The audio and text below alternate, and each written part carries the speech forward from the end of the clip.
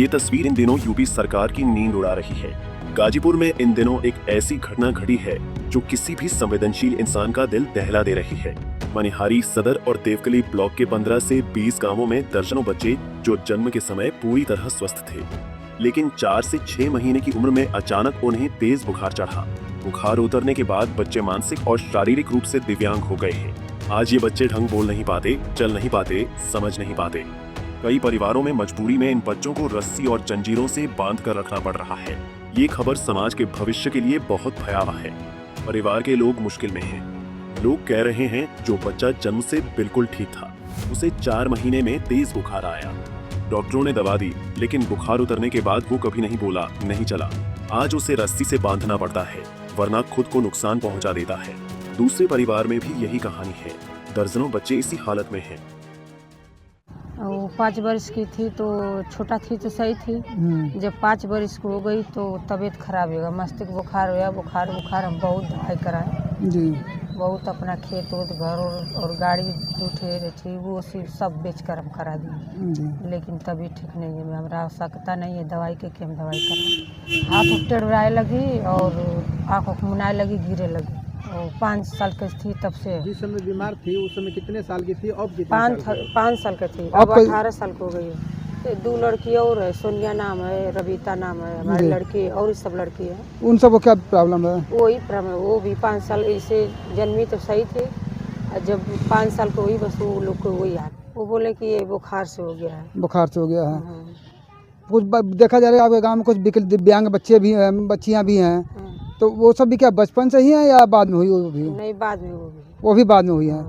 तो इसके पीछे कोई ना कोई कारण लग रहा है। हाँ, कोई डॉक्टर कुछ बता पा रहे हैं? नहीं, कोई डॉक्टर जी, कई साल से मेरी नज़र में था कि बच्चे विकलांग हैं, लेकिन मैंने भी सामान्य लोगों की नज़रों से देखा कि विकलांग तो बहुत लोग होते हैं।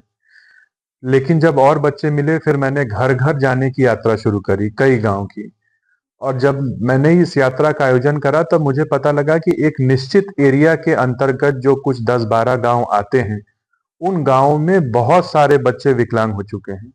और ये जो विकलांग होने वाले बच्चे हैं, ये कुछ ऐसे बच्चे हैं जो जन्म से विकलांग पैदा हुए, लेकिन बहुत सारे बच्चे ऐसे हैं जो पैदा तो स्वस्थ हुए, लेकिन उसके कुछ समय बाद, महीने, साल भर, 5 साल, 10 साल बाद उनको बुखार हुआ और बुखार होने के बाद शरीर धीरे-धीरे करके उनका ऐंठने लगा।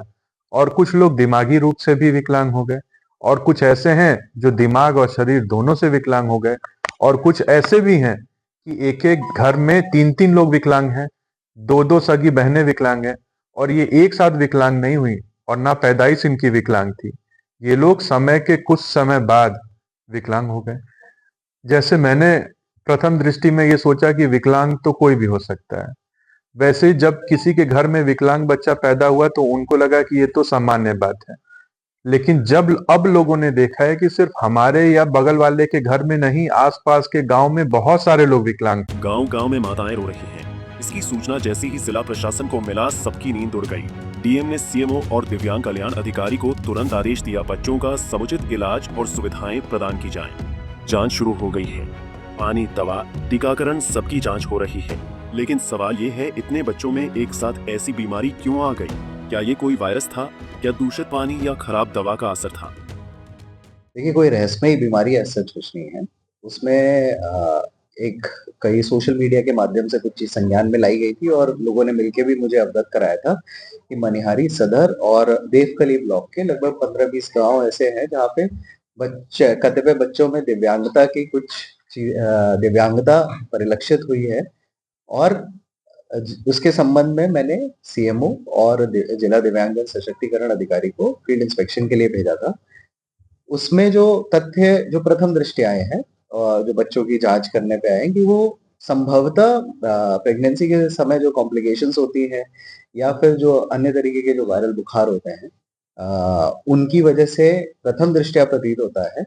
उसके लिए फिर भी मैंने आगे अग्रिम आदेश ये दिए हैं कि आप लोग उसमें मेडिकल कैंप लगाएं, जो बच्चों को दवा दी जा सकती है वो दें। दिव्यांगजन सशक्तिकरण अधिकारी को जो सुविधाएं हैं जो बच्चों को दी जा सकती है, वहाँ पे वयस्क और अवयस्क दोनों हैं, मतलब केवल बच्चे ही नहीं है, वहाँ पे अवयस्क और वयस्क सब कुछ लोगों में देखा है। तो वो सुविधाएं जो दी जा सकती हैं उसके लिए भी बोला है, और वो मेडिकल टीम ने और इन लोगों ने आज से कार्य शुरू कर दिया है।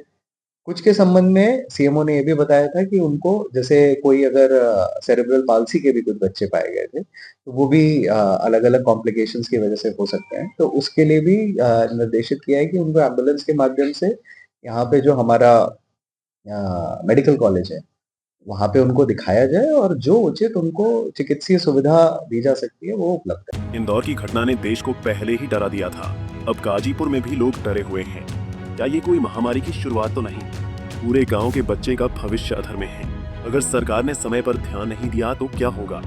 कई परिवारों में बच्चे को रस्सी से बांधना पड़ रहा है।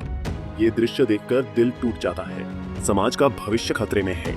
प्रशासन ने जांच का आदेश दिया है। उम्मीद है कि जल्द कारण पता चलेगा और इलाज शुरू होगा।